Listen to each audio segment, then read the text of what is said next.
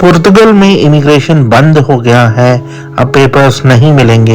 इस बात में कितनी सच्चाई है?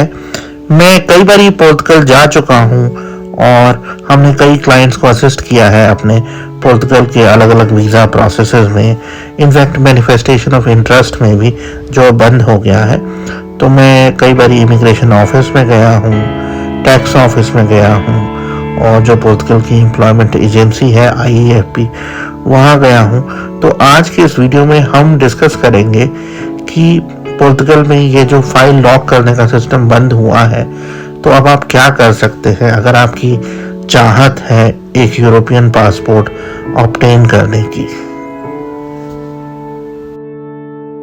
पुर्तगाल का इमिग्रेशन बंद हो गया है, पुर्तगाल में अब पेपर्स नहीं मिलेंगे।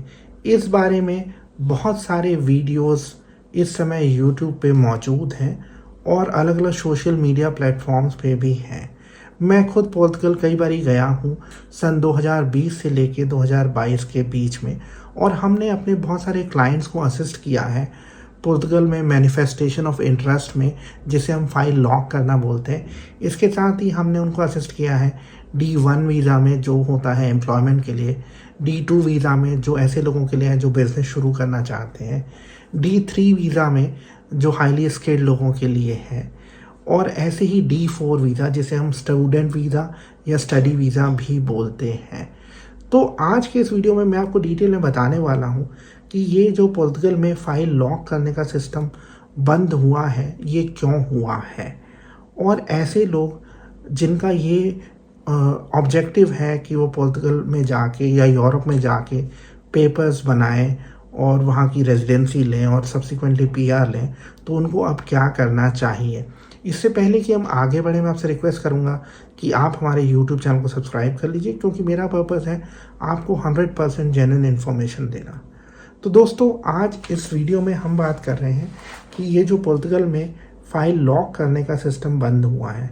अब पुर्तगाल में हो क्या रहा था कि कोई भी इंडिविजुअल पुर्तगाल पहुंच सकता था शेंगन वीज़ा पे, और वहाँ पे manifestation of interest, expression of interest या फाइल लॉक करने का प्रोसेस कर सकता था आर्टिकल 88 या 89 के अंतर्गत। उसमें या तो आप ये बोलते थे कि जी मैं बिज़नेस करना चाहता हूँ, या आपके पास कॉन्ट्रैक्ट होना चाहिए था। तो उसके बेसिस पे आपकी फ़ाइल लॉक हो जाती थी और आप अपनी TRC का वेट करते थे। और TRC आने में मैं कहूँगा कोविड से पहले तो 1-1.5 साल में मिल जाती थी, लेकिन कोविड के बाद ये जो वेटिंग पीरियड था ये करीब 2.5-3 साल हो गया है। और बहुत सारे लोगों ने ये भी कंप्लेन की कि पुर्तगाल में रेट्स बढ़े हैं। अब अगर लिस्बन में आपको एक डिसेंट स्टूडियो अपार्टमेंट भी चाहिए तो वो 900,000 यूरो से कम का नहीं था। फिर दूसरी कंप्लेन ये आ रही थी कि जो पुर्तगाल का वीज़ा प्रोसेसिंग है, अगर आप इंडिया से कर रहे हैं तो अपॉइंटमेंट ही नहीं मिलती थी। तो बहुत सारे लोग जिनके एम्प्लॉयमेंट कॉन्ट्रैक्ट थे उनको अपॉइंटमेंट नहीं मिल रही थी। और मैं ऐसे फैमिलीज़ को जानता हूँ जो अपनी फैमिली को नहीं बुला सकी पुर्तगाल में, क्योंकि वीज़ा के अपॉइंटमेंट्स ही नहीं मिल रहे थे। लोग 2-2, 3-3 साल हो गए और कुछ कर नहीं पाए। अब इस समय ये जो डिसीजन लिया है, इसका एक रीज़न है कि पेंडेंसी बहुत है। इस समय 4 लाख लोग ऐसे हैं जिनकी रेजिडेंसी की एप्लीकेशंस पेंडिंग है, और एक कंट्री जो करीब 1 करोड़ का है वहाँ पे 4 लाख एप्लीकेशंस पेंडिंग हो, तो ये बहुत अलार्मिंग है। प्राइसेस बढ़ रही थी, इमिग्रेशन ऑफिसेज में लाइन लंबी है, पेंडिंग एप्लीकेशंस हैं। तो इस वजह से पुर्तगाल ने ये कदम लिया है। दूसरा एक और रीज़न है पॉलिटिकल, क्योंकि यूरोप में जो राइट विंग है वो बढ़ रहा है। राइट विंग जनरली ये कहता है कि इमिग्रेंट्स ना आए हमारी कंट्री में, या इमिग्रेशन रेगुलेटेड होना चाहिए। तो ये बेसिकली जो रूट था, ये बहुत ज़्यादा लोग इसलिए ले रहे थे क्योंकि बहुत आसान था, और लोगों को आसान चीज़ें बड़े अट्रैक्ट करती हैं। उनको इसके नेगेटिव चीज़ें नहीं पता थी। नेगेटिव चीज़ें ये थी कि जैसे अगर आप पुर्तगाल में मैनिफेस्टेशन ऑफ इंटरेस्ट करते हैं तो उस दौरान आप पुर्तगाल के बाहर नहीं जा सकते हैं। अगर आप बाहर जाएंगे तो वो प्रोसेस पूरा आपका नल एंड वॉइड हो जाएगा। और हमने ऐसे भी केसेस देखे, मैं आपको एक एग्जांपल देता हूँ। जैसे मैं एक हमारे सब्सक्राइबर हैं, क्लाइंट हैं, वो गुजरात से थे, हंगरी में उनके पास वर्क वीज़ा था, रेजिडेंस परमिट था। तो उन्होंने क्या किया, अपनी फैमिली को इंडिया से हंगरी बुलाया, उनको फैमिली रियूनिफिकेशन में हमने सपोर्ट किया और जब फैमिली आई तो वो एकदम कट लिए पोर्तुगल की तरफ, और पोर्तुगल वो गए, लेकिन वहाँ पे कुछ महीने वो रहे, स्ट्रगल करना पड़ा, इनकम थी नहीं, तो वापस हंगरी आए। जब तक वो हंगरी आए तब तक उनका जो हंगरी का रेजिडेंस परमिट कार्ड था वो कैंसिल हो गया, तो यहाँ पे भी वो स्टेबल नहीं हो पाए और फाइनली वो इंडिया वापस चले गए।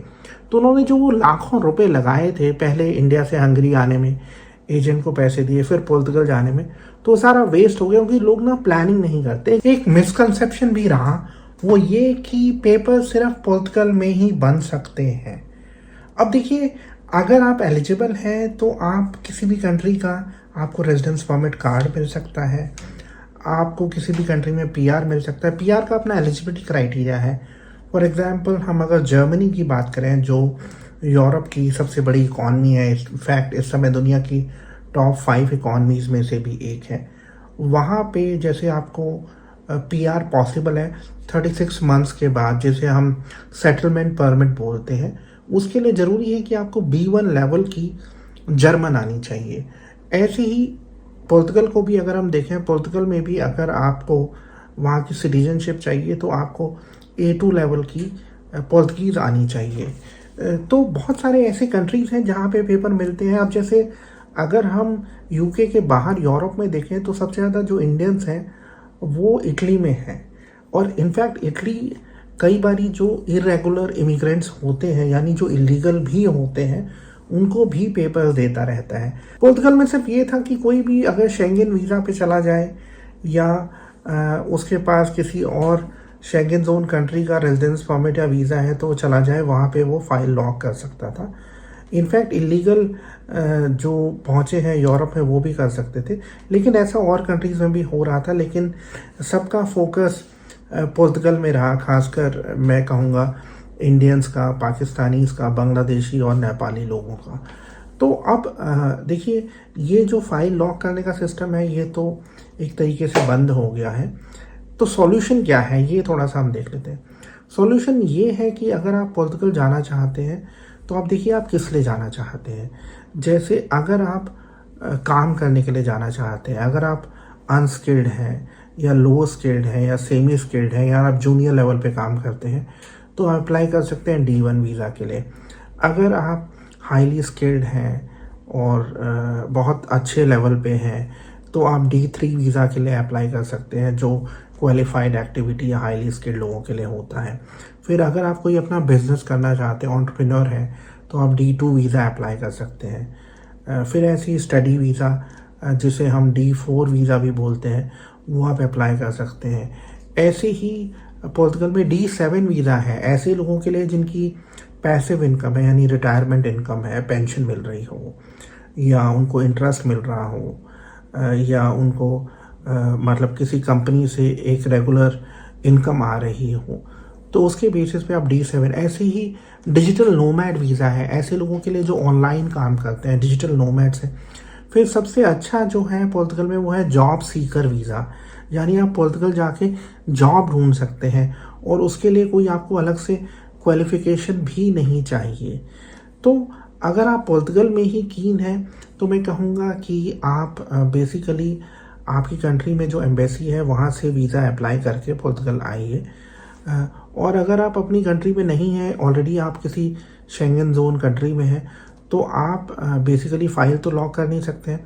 तो आप फॉर एग्जांपल हंगरी से पोर्तुगल जाना चाहते हैं तो आप क्या करें, जो पोर्तुगल की एम्बेसी है बुडापेस्ट में, वहाँ पे जाके बेस्ड ऑन योर रिक्वायरमेंट आप अपनी कैटेगरी के हिसाब से वीज़ा अप्लाई कर सकते हैं।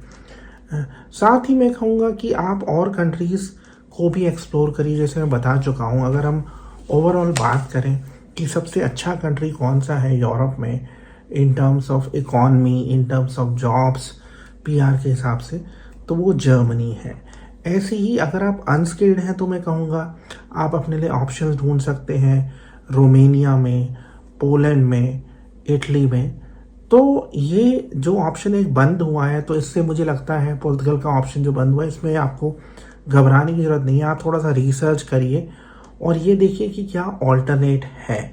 अगर आपके कोई सवाल है तो आप कमेंट करके पूछ सकते हैं। आप मेरे साथ कंसल्टेंसी सेशन भी बुक कर सकते हैं। आज के वीडियो में इतना ही। Thank you very much.